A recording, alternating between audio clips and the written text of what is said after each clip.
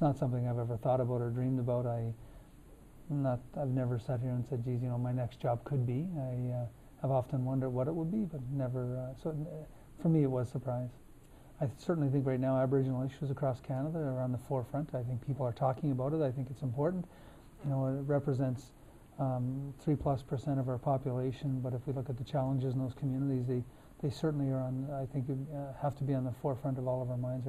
I also think mental health again needs to be another one that I have to focus on. It's one I've tried to focus on here, as well as homelessness, drug addiction.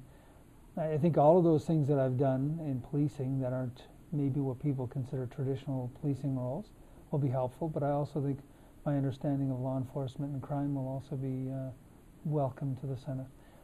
I think some of the focus on jobs going forward are going to be important. We've had a difficult economic time, this country, better than most yet, but still difficult. In policing, you're dealing with conflict and controversy every day.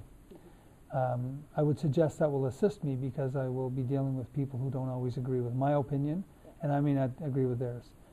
Having worked with the Police Service Board for the last 7 years, and almost 5 here in Ottawa, there's many meetings with the board and with councillors and with mayors where we haven't agreed, but we've always come to a point where we can agree on where we move forward. I think conflict and debate is healthy, and I think that's, I think the conflict and debate that you see in the Senate and in the House is healthy as well. So I look forward to being a part of that debate. The pride I have in the men and women and what they do in this city that people don't know about is probably the thing I'm proudest of, even though most of it's not mine.